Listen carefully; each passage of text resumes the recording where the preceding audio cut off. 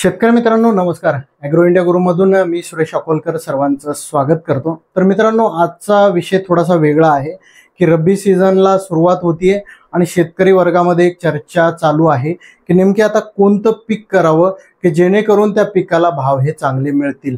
आता बऱ्याच शेतकऱ्यांचं मत ज्यावेळेस मी वेगवेगळ्या व्हॉट्सअप ग्रुपला आहे किंवा फेसबुकवरती आहेत, जर एखादा पीक शेतकरी करताय तर त्या ठिकाणी त्याला विरोध करताय की या पिकाची लागवड मोठ्या प्रमाणात होती, याला भाव राहू शकत नाही, हे जर लागवड केलं. परंतु चालू वर्षी पाऊस जो आहे लेट नक्की चांगला पडला, ही शेतकऱ्यांसाठी चांगली बाब आहे की जेणेकरून खरीपात जर उत्पादन कमी जास्त झाले असेल तर रब्बीमध्ये उन्हाळीमध्ये आपण चांगलं उत्पादन काढू शकतो. मित्रांनो तर भाव कसे राहू शकतात आणि कसे नाही तर हा आपला प्रमुख विषय आहे. त्यामुळे व्हिडिओ शेवटपर्यंत बघा. व्हिडिओ आवडला तर लाईक करत जा आणि फॉलो आणि सबस्क्राईब नक्की करत जा मित्रांनो. तर मित्रांनो सगळ्यात महत्त्वाचं, पाऊस सगळीकडे झालाय. रब्बी हंगामामध्ये जमिनी ज्या आहेत त्या खाली सगळीकडे होतील आणि त्यामध्ये पिकं होतील. परंतु बऱ्याच ठिकाणी जिरायती म्हणजे कोरडवाहू क्षेत्र सुद्धा मोठ्या प्रमाणात आहे. मग कोरडवाहू क्षेत्रामध्ये कोणतं पीक होणार? जे ठोक पीक, नगदी पीक, जे ठोक पीक म्हणतो आपण, जसं हरभरा आहे, हरभरा करू शकतात किंवा ज्वारी जो शाळू आहे तर ते पीक मोठ्या प्रमाणात त्या ठिकाणी कोरडवाहू क्षेत्रात जाऊ शकतं. बागायती क्षेत्र असेल तर वेगळा भाग आहे. तर मित्रांनो हे झालं कोरडवाहू क्षेत्राचं.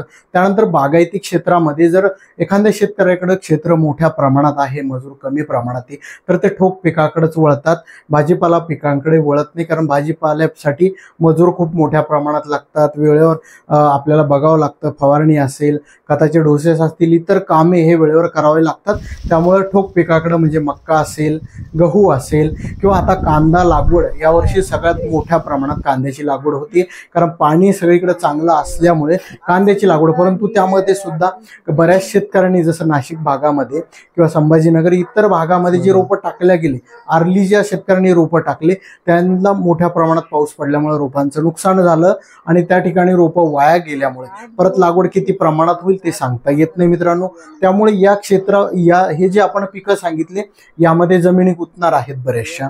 यामध्ये जर जमिनी डिवाइड झाल्या, गुंतल्या गेल्या, कांद्यामध्ये हरभरा, त्यानंतर मक्का किंवा गहू, इतर पिकात जर गुंतल्या गेल्या तर जे भाजीपाला पीक आहे, भाजीपाला पीक करणारे शेतकरी जसं टरबूज आहे, त्यानंतर तुमचं टोमॅटो आहे किंवा इतर वेलवर्गीयमध्ये कारला आहे, दोडका आहे, गिलका, जेवढी भाजीपाला लागवड करतो शेतकरी तो वर्ग कमी प्रमाणात आहे मित्रांनो. त्यामुळे याला असा खास धोका नाहीये की फार मोठ्या प्रमाणात लागवड झाली आणि त्या ठिकाणी भाव हे घसरले. भाव कधी घसरतात?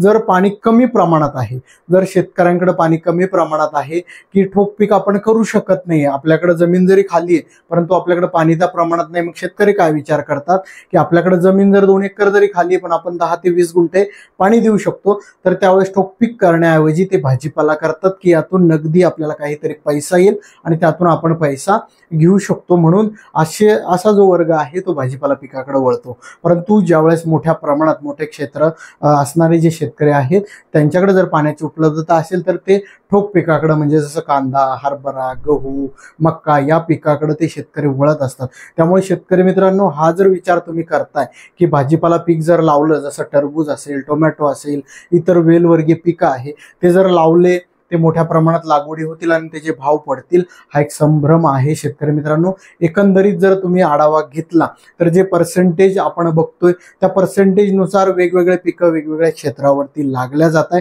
त्याचं पर्सेंटेज आहे. 1-2 पिकामध्ये भावाचं होऊ शकतं परंतु सगळ्याच पिकाचे भाव पडतील हे येणाऱ्या काळामध्ये शक्य नाहीये. आणि परत जो अवकाळी पाऊस आहे, कधी कधी मोठ्या प्रमाणात अवकाळी पाऊस येऊन पडतो आणि त्यावेळेस मोठ्या प्रमाणात पिकांचं नुकसान हे होतं. तर त्यावेळेस त्याच्यातून आपण जर आपलं पीक उभं करू शकलो तर यावर्षी जसे टोमॅटोला रेट आहेत तसेच टोमॅटोला इतर पिकाला सुद्धा रेट हे चांगले राहू शकतात.